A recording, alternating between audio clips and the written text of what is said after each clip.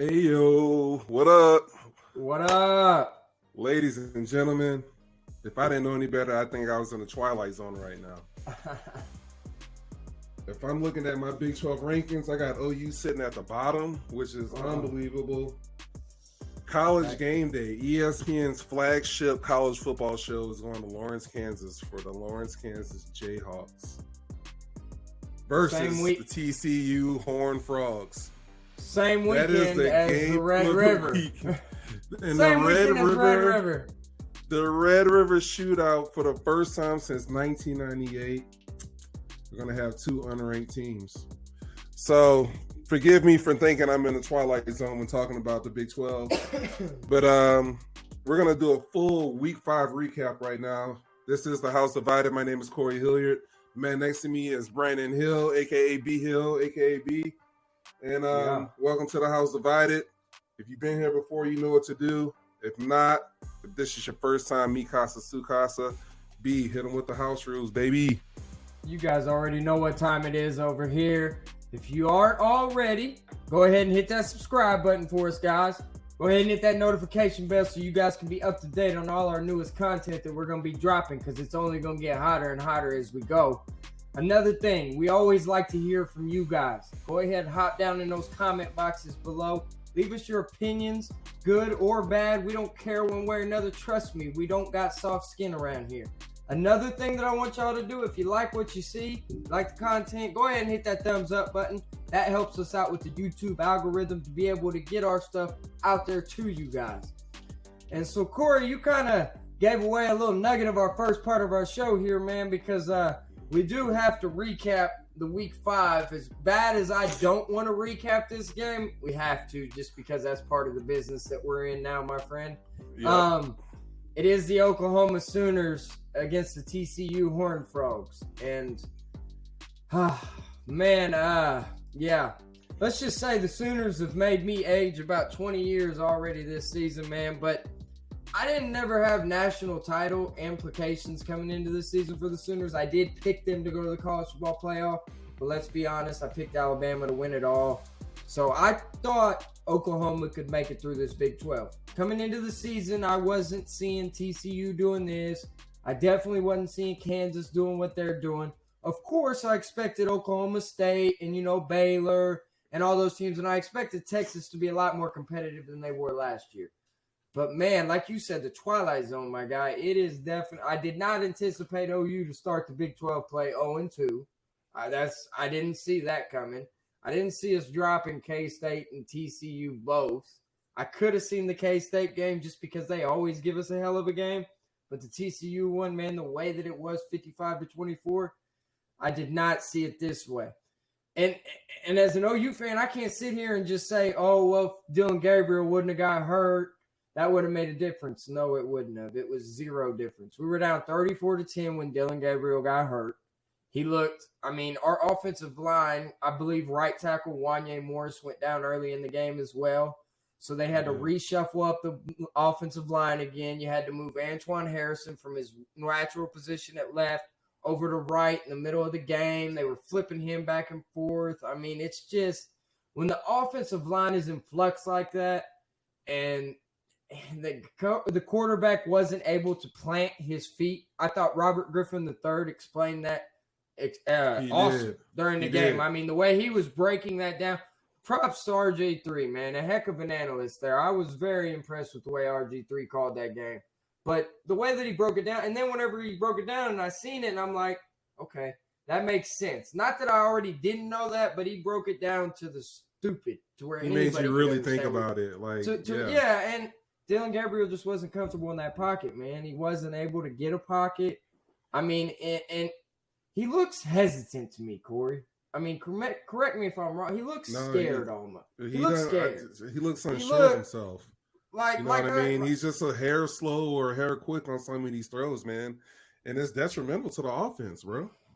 It really is because, the thing is OU has playmakers. Sometimes you just got to let that ball go. He's not used to this. He's coming from UCF. You know what I'm saying? The UCF Golden Knights, they had their 1 year where they went undefeated, and they thought they were the national champs. They still got that posted in their stadium. This goes to show you, though, there's levels to this. And this ain't even the best conference, man. This ain't the SEC out here. No. You know what I'm saying? So it's just, I'm not impressed with Dylan Gabriel. So I'm not going to sit here and blame that Dylan Gabriel got hurt and that's why we got our butts whooped. No, we got our butts whooped because we couldn't tackle. We had a quarterback that was unsure where he wanted to go with the ball. He didn't know what his first, second, let alone third read was. I mean, it was just. Well, hey, let me ask you this. Where do you go from here when he gets healthy? Who do you want to see in the backfield playing quarterback? I mean, it has to be Dylan Gabriel because did you see that 6'5" of nothing that we had is backing him? I mean, clearly it has to be Gabriel because we don't have. But you know what? Really, though, at this point, I wouldn't be upset to give the freshman, the 4-star Nick Evers. Why not? What else we got to lose? What else we got to lose right now? Huh. We ain't winning no national title. Out there? You're gonna bring General Booty out, dude. I mean, at this point, my guy, give me the booty. I'm just saying. I mean, man, for real, I don't know, dude. I don't know, man. They gonna have to pull some rabbits out their butt. You know what I'm saying? And it's just, it's gonna be a long year for my Sooners, man. That's all I got to say. It's gonna be a long year, but we should have really anticipated this. We really should have. Because you got a whole new coach coming in. It's a whole new coaching culture, everything. And he's trying to run this 3-4 scheme, which I respect him. He's like, I'm not going to change. I'm going to run what I want to run. It's going to work or it's not. But it's one of those things to where it's like, dude, you don't have the athletes to run 3-4 right now. You don't have those guys. Like he has to adjust to his personnel. Yes, that's right what now coaches for what do. he has. That's what coaches do. So he has to adjust, and we're going to see if he does adjust. Because if he comes out with that 3-man front against Texas, Bijan Robinson's going for 200 easy. He balled out against y'all last year, didn't he? So he did. But they kind of they went away from him in the second half. That was the reason why we won, honestly. So and then they got Xavier Worthy. I mean. But Max, the way I'm just nervous, the way we made Max Duggan and TCU look, man, and Texas is better than TCU. Their record might not indicate that, but Texas, talent-wise, on paper, they have a much better roster than TCU does. But go ahead with your take. If they're smart, man, they play to their strengths. They simplify the defense. Just play simple. You got the best athletes on the field. Right. Every game you're going to play, you're going to have the best athletes on defense and offense. Just make things simple. You just got to know that your Jimmies are better than their Joes. That's it. It's got to be that way. I mean, and really, I mean, on paper, OU is a much talented team than TCU, but they didn't show that. Yeah. They ain't playing. There's a lot to do with playing with your heart. Our guys don't look like they got any heart out there right now, man. They look defeated already. Too. They don't look. I don't know what it is. I just don't know. I mean, I'm not sold on Jeff Lebby either as an offensive play caller, because his play calls that he's been calling, man, it has just been pitiful to watch. Gabriel's not helping him out, man. He missed like 4 dudes in that game early, like down the field. He was 7 for 16, Corey, 126 yards, and 7 yards average throwing before he got hurt. So, I mean, and then Davis Bevel came in, and as bad as everybody was saying he did, he was 7 for 16 too. He just had 50 yards. So it was like there was no passing touchdown. When was the last time you could say you watched an OU game and they didn't have a passing touchdown? Passing touchdown, that's ridiculous, right? You'd have to go back. Not one passing touchdown. You got to go back to like the 90s probably. Yeah, that's crazy. Not even when Rhett Bomar was here, my guy, in that year that we lost to TCU. Remember that one? When he got released, we scored a touchdown. Yeah. This next game that we got, this was one of those games that kind of caught me off, not necessarily off guard. I was kind of disrespecting Alabama on this one because I thought Arkansas might pull off an upset in this one. Yeah. I was totally mistaken on that, my friend, because they didn't even need Bryce Young to beat Arkansas the way they did. I mean, that Jalen Milroe kid, though, man, he's fast. And he can run, can he? That's scary. I mean, they got still there. Just coming off the bench, bro. Come on, man. That game, they washed Arkansas so bad. It was like 28-3 at one point. Like Arkansas, they didn't look like they belonged on the field with them, bro. That Jahmyr Gibbs kid that they got from Georgia Tech. Oh my Lord, where did Nick Saban find this guy? Who would have ever thought? He's got a scouting department, man. It's like they found Josh Jacobs here from freaking McLean High School. I'm still butthurt about that one. I'm still butthurt. He was a 3-star. 3-star. Nobody give Lane Kiffin credit for that one, though. Lane was the one that found that cat. Was Lane pulled that off? Lane was the one that was his high recruiter. Everything else, and kind of, hey, we need to go look at this cat. No, that dude. But, man, they continue to do it. I mean, but it's not just Gibbs. I mean, they're a run-dominant team this year. You can clearly see that. Yeah. I mean, they have weapons at receiver, but I think we can both agree this hasn't been their best receiving core. We saw that at Texas. Up to Alabama standards. It's not, no. They don't have Jerry Jeudy, Waddle. No. I mean, Henry Ruggs, none of those guys are here right now. But, man, they'll always have that big old line, and they'll always have some running backs. You think about the running backs that came out of that program, Derrick Henry. Alvin Kamara was there at one point. God, Mark Trent Ingram. Richardson was good too. Trent Richardson. Kenyon Drake. Eddie Lacy. TJ Yeldon. Eddie Lacy. Yeah. They got dudes. So they'll always have a run game, bro. If they ever just want to be a smash mouth team again, they got it. And what Nick Saban signed up for? Wasn't it like another 10 years or something? Yeah, he don't plan on retiring until like 2033 or something. Golly, dude. My gosh. Dude. Just go away already, man. It's like Tom Brady. It's like Tom Brady, man. It's like, dude, get your butt on, man. Ain't you won enough already? Yeah. You done said the records are already solidified. Like, nobody's catching you, bro. Like, we didn't think anybody greedy. We didn't think people was going to catch Bear Bryant. Nick Saban done dusted him a couple years ago. Yeah. He came and hawked him down, bro. Hey, I ain't mad at him, though. All success. They're the class of the SEC right now, especially after what Georgia did in Missouri. They're definitely the class of the SEC again. They always are. They always are. And as of right now, I don't see that changing anytime soon, even with Oklahoma and Texas coming in there. Oh, it does me too, man. I'm beginning to wonder what the hell you got themselves into. Why do we want to go over there right now? Like, with the product I'm seeing on the field right now, why do I want to go over there to that SEC? I don't go play Ole Miss and LSU. And Tennessee, Georgia. Oh, my. We would lose every game right now. Like, all those teams are beating us, bro. Every single last one of them. You know what I'm saying? They're beating us. They're beating it. They're just mopping the field with us. We ain't ready, but we got to trust in Brent Venables.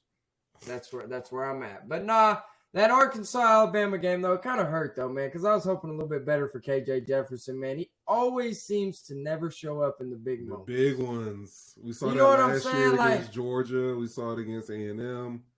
Yep. You got to start winning those big ones, Jeff. He does. Come on, man. He does, because he's definitely talented. The guy's got talent. I should have rolled into this after my Oklahoma one, but I'm not being bitter when I say this, but I'm happy for you guys, man. That right there on your hat, you wearing that proud right now. Oklahoma State, man. I mean, little revenge game for us. Little revenge game. If OU can't do it, man, I want my little bros to get some too. Man. You know what I'm saying? I'm all about the family. You feel me, man? It's all y'all look real, dude. Calling us little brother, man. You gonna stop it? Y'all, come on. Until you get at least 3 or 4 Big 12 titles, you always gonna be little brother. Oh man, shoot. And get a national title that everybody claims. That's what I'm saying. But y'all little brothers. 1945, baby. 1945. Come on now, man. That was. Hey, but I was surprised though, man. I'm gonna be honest. I was surprised. We won the game. You know what I mean? That was our big first test. It's against a team that beat you in a Big 12 championship the year before. On the road. I mean, and they were 2.5-point favorites. If I'm not mistaken, they were 2.5-point road favorites. I mean, home favorites. So Vegas liked them. All the sports books like them. The ESPN predictor, if you go like before the game, you know that little predictor circle. That thing was like 70% green, us 30%, according to their football power index rankings. So nobody really gave us a chance. I didn't give us a chance, and I was thoroughly surprised, man. I was thoroughly surprised.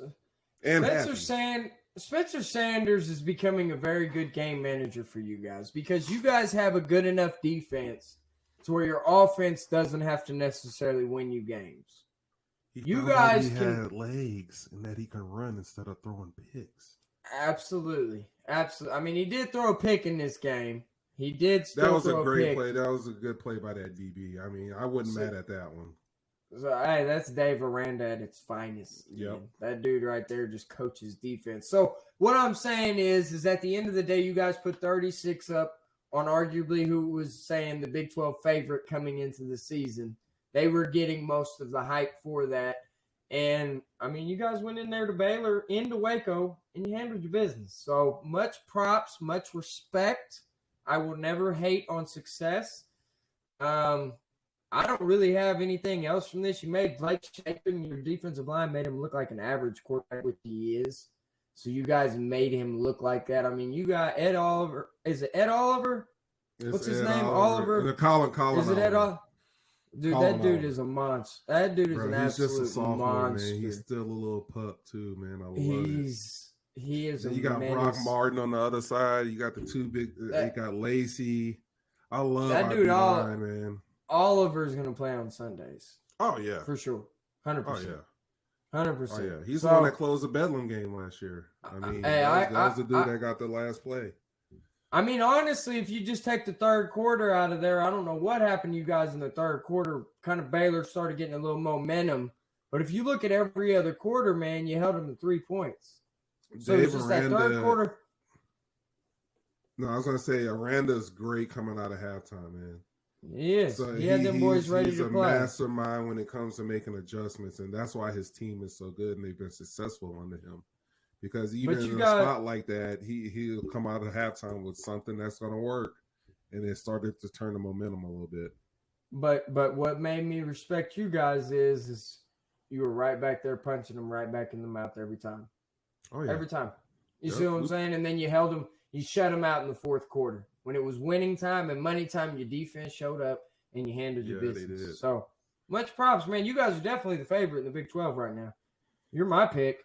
Yeah, I mean, I had Oklahoma at the beginning of the year, but right now, you guys definitely, minus any slip-ups, because you do have to travel to Lawrence. That's going to be a scarier game than what it has been in the past. We got to go to Lawrence. We got to go to K-State. We got to go to TCU. I just did my Big 12 rankings, just a little power rankings. It used to be a tough one. You had to go to Oklahoma, but that might be an easy cakewalk for you guys this year. Yeah, cakewalk. Hear me out. Cakewalk. If we're number one, I just did my long little rankings. See if you agree with me on this real quick. Number 2, I got Kansas State. Number 3, TCU. Now, you could switch those two around if it's your personal preference on between K-State and TCU. Number 4, I got Kansas. And then after that, I got Baylor at 5, Texas Tech at 6, Texas at 7, Iowa State at 8, OU 9, West Virginia 10. So the top 2, 3, and 4 teams that I ranked in those rankings, OSU has to go to all of those venues on the road to play the number 2, 3, and 4 team within the next month, within the next 5 weeks. So I'm happy where we are. I'm proud of them for going to Waco. I know that we're the front runners right now, but golly, man, I told you this conference is like the Twilight Zone. It's not. This is going to be a weird year. I can see us. I mean, don't sleep on Texas Tech next week or this upcoming weekend. Don't sleep on them. Don't do it, bro, because they can catch you. Good. I mean, hell, anybody but West Virginia. I mean, still, you wouldn't sleep on Oklahoma going into Bedlam. I mean, at that time, they could have Dylan Gabriel. They could have things clicking. You never know. They could turn this thing around. I mean, I've seen them do it. I don't anticipate that by any means, but we'll see. But, man, really, the only gimme game is West Virginia, really. Yeah. If you think about it, That's I mean, the they're number one. Yeah. So we'll see. It's gonna be interesting, man. I hope you guys run the table, man. I hope y'all make it to the college football playoff. To be honest with you, I'm rooting for you guys. Bro. I really am, man. I mean, hell, my Sooners ain't got nothing to do this year, so I might as well have a team to run for, man. So you know what I'm saying? I'm a low key underdog OSU fan this season, man. I'm helping you guys out. Hey, no hate. But it's Sooner. But it's still gonna be screw y'all come Bedlam week, even if we don't have a chance. I mean, but I'm gonna be. We're gonna have a party in Norman, brother. No trash. Y'all get those LED lights ready for us. I don't know if that's gonna be a night game. That game might be at 11 o'clock where we look right now. They ain't gonna put us on no more night games, bro. That ain't happening. Oh, shoot. The next game here, though, on this docket that we got, that was a good one, man. This was a barn burner. Clemson NC State. You had a top 10 matchup here. You had Clemson kind of flex their muscles and let you still know who the king of the ACC is. It's the Clemson Tigers. That conference runs through them, runs by them. And I don't see it changing. I mean, they've already went through all the tough teams, if I'm not mistaken. What do they have left on their schedule here? They've got, Florida State. That's about it. Nobody's going to beat them. Yeah. They're going undefeated. Clemson will be in the college football playoff. So that's one spot. That's one spot in the last four that's taken, because I pretty much agree with you. Ain't nobody in the ACC beating them. Alabama, too, is a spot. So. Mark that down. And then it's whoever see, I don't know Ohio State or Michigan. I don't know right now. I'll probably take. You see what I mean? That's tough. I don't know. I got to see that. Is that in the big? That's in the big house this year too, ain't it? Or are they going to Ohio? Yes, it's no. They played at Michigan last year. Oh, it was snowing and all that, so it's going to be at the Horseshoe. So they got to go to Shoe. Yeah. Woo. Hey, they're beatable there. Oklahoma proved that. Don't worry. DJ Uyunglele, man, he's starting to kind of play up to his 5-star status. He's not quite there yet. I'd say he's about at a 4-star. If he were a transfer right now, they would rate him about 4 stars. But the one dude that's been kind of a disappointment to me, because he got like Christian McCaffrey comparisons. Will Shipley, man, that dude has been a dud in my opinion. Really? I mean, correct me if am I wrong? No, am I wrong, man? I mean, I think you are, because he's got 206 yards rushing through 5 games. You get compared to Christian McCaffrey, you better have more than that. No, that was the game. I'm out of it. Listen, 66 attempts for 413 yards and 7 touchdowns. So he is averaging 6.3 yards a carry. Maybe I'm being a little rough on the guy. Okay. Correct me if I'm wrong. I'm wrong. Yeah. So but still, man. You want to, bro, these are not the days of Travis Etienne and Trevor Lawrence and all those guys. The running back and the quarterback are a step down from what they usually have had. That mean they're still not great down. The receivers are too. Yeah. I mean, they ain't got the whole operation is not what it used to be. That's what you're saying. Sammy Watkins, DeAndre Hopkins, they ain't got none of those guys over there. There ain't one. I don't see it right now anyways. There's not. There's just not. That's no disrespect. You're right. They are good still, but it's just, I don't know. I think they're going to go to the college football playoff and get beat by whoever they play in the first round. They're going to get washed, you think? I don't think they're going to get washed because Dabo Swinney's that good of a coach to where he can coach you into the game. But I don't think they're beating anybody. Like, if they get matched up against Ohio State will wash them. For sure. Yeah. Michigan or Ohio State would wash them. I believe that. I think more so Ohio State as opposed to Michigan. I was about to say Ohio State, too. The more we talk about this, I probably pick Ohio State coming out the Big Ten. There's some people really high on that team that got them ranked number 1. I mean, look at certain shows, they got them ranked number 1. I hope them and Michigan are both undefeated whenever they play. And then I hope Georgia and Alabama are undefeated whenever they play in the SEC championship. So both. I want them to I want those people to actually have to pull their damn hair out to figure out who they're gonna put in that college football playoff. That's what I want. For great TV. I want complete chaos. You know what I'm saying? I want it all. You want Armageddon? We're already halfway there with this freaking Big 12 stuff, man. I mean, stuff can get real crazy by then. That's what I'm saying. I mean, I want y'all to be undefeated. I want like 5 or 6 undefeated teams at the end of the season. See what they do. You know what they're gonna do? They're gonna put the 2 SEC teams in and the 2 Big 10 teams in.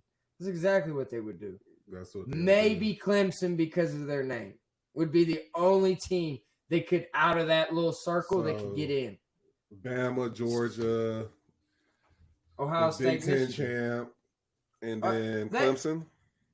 They wouldn't keep a undefeated Clemson out, would they? Based off of schedule and who they played, I could see it. I could see it. But here's the thing with the Big 10 one, whoever loses that game doesn't go to the championship game. The winner of the game gets to go to the championship, but they're on the same side of the division. You are right. But see, here's that thing though. How many times? Who was it last year that didn't? There was a year. Alabama, I think, one year didn't play in their conference championship game, and they won the whole damn thing. They won the whole damn thing. So right. I mean, I'm just saying. If you got Alabama or you got Georgia sitting there with one loss, they're in automatically. It's an automatic in. I mean, just because of their name and what they've proven in the past. Because if the College Football Playoff Committee's shown us anything, they've shown us that they're big believers in what teams have done and not what they are doing. That's true. That's so like facts. You know what I'm saying? And I could see them putting one of those one-loss teams in ahead of like a undefeated Oklahoma State. I'm not saying I agree with it, but I could see that being an actual discussion. The committee thinks that way. They'll downgrade the Big 12 and say that. But here's the thing. If you had an OU that was undefeated or a Texas that was undefeated, there's no question they're in there. Oh, they're in. Yeah. You see what I'm saying? It's all about name. It is. It really is. And that sucks. Because if Oklahoma State goes undefeated and they win the Big 12 and y'all don't make it, I'll be mad for y'all. I would be pissed. Like, that would be absolutely wrong. I don't think they would do it, though, man, because Washington made it one year. Michigan State's been there a couple times in the CFP. I think at least once. I don't know, 2 times. There's other off-brand names like Oklahoma State that have gotten in there. You know what I mean? I get it. I get what you're saying. I mean, every few years there's an outlier like a Washington, a Michigan State, a Cincinnati last year, you know? And they all get busted on. Just like Oklahoma, they all get busted. Oh man, I'm afraid. I wouldn't want to see us against Alabama, bro, or Georgia. Why not? I would. Why not? I think if Texas can compete with them, we would be able to, right? Absolutely. Why not? Why wouldn't you be able to? And it's foreign territory for us. Anything's possible in college football, my friend. Anything is possible. That's what dreams are made of, right? Who would have thought TCU would have beat us 55-24? Bro. Nobody was calling that one. Nobody. Y'all were 13-point road favorites. Anything, I mean, golly, bro. Oh yeah, gosh. Man. Yikes. But no, do you got anything else on this Clemson NC State game? We kind of got off track there, but I mean, it was a good conversation to have for certain.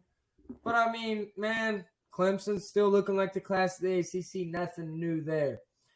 This other game, though, this was a fun one to watch. I didn't get a chance to watch much of it. I'm sure you did, though. This Kentucky Ole Miss game, man. I mean, 22-19. Yeah. Ole Miss over Kentucky. There was some stuff that happened at the end of the game. Go ahead and break it down for us, Corey. It was a back and forth game. Kentucky's down. Gosh, the final score was 22-19, so they were down 3. They had the ball with about a minute left. They hit a quick screen on the left. Dude turns it up, gets down the sideline to like the 15-yard line. Next play, they throw a fade route. But what's supposed to be the game winner with about 30 seconds left, but Kentucky, the quarterback didn't wait for the receiver to get set. That was coming in motion. Illegal motion. The fade route comes off the board. Points come off the board. And the very next play, sack, strip, fumble. Ole Miss crowd goes crazy. Ole Miss recovers it, and that's the game. It was a wild ending, bro. I've never seen a team go from winning a game to losing the game in literally 2 plays. How you think film was that next day?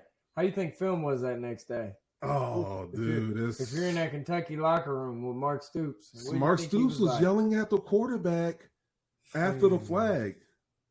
He was in his ear, that's like, on the court. Like he's yelling at It's him. on the quarterback. Yeah, you can't make those kind of mistakes. Yeah, he didn't wait till film session. He took care of that right then and there. As soon as that flag was thrown, he did one of these. He gonna get it in film session too. Oh yeah, best believe that over and over and over again. Yeah. So as he should. I mean, the quarterback looked good. Didn't he have that?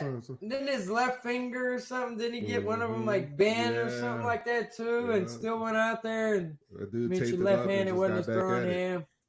So, man, that man Lane Kiffin, though, man, he's a hell of a coach. He doesn't get his roses as much as he should, and he's doing a good job. What he's done over there at Ole Miss, I mean, he's doing something that we ain't seen since Eli Manning been there, man. I mean, and that's been a while. So, props to Lane Kiffin. I think they they lost last year to Baylor in the Sugar Bowl. They did. But they didn't.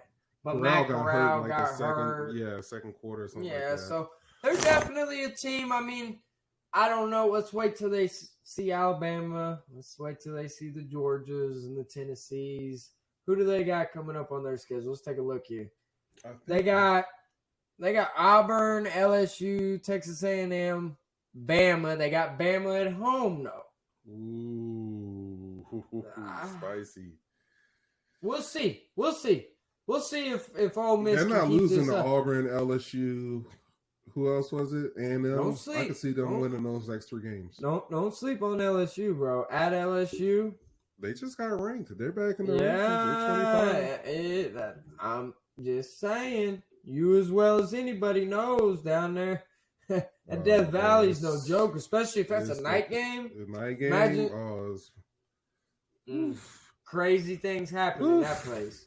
Crazy. Now they do got Alabama at home, but then they got to go to LSU and then to Texas A&M back to back. That's tough. That's tough. That is. I mean, scheduling. That's good Lord. And then they got home against Alabama, and then you got to go at Arkansas. I mean, man, and then they're home against Mississippi State to end the season, the rivalry game.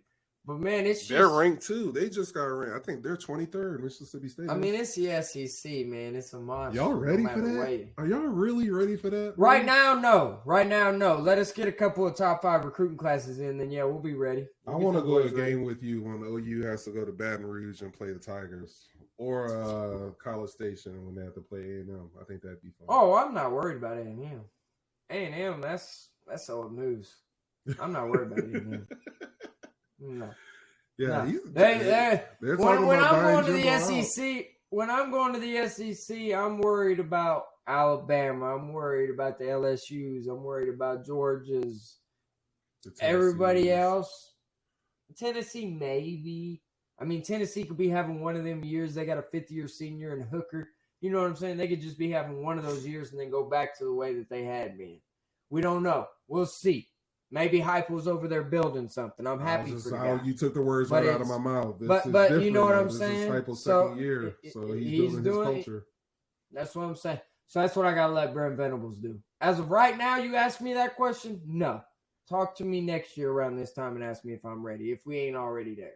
So I hope we don't go there next year, though. I hope we get one more year in the Big 12 and then go in like 2024. I think that would be more realistic for us as far as going in and competing. Because if we go in there next year, we ain't ready for that. We ain't ready for that. Well, us or Texas ain't ready for that. Nah. So we need to calm down and we need to chill out for a second. So that's where I'm at with it.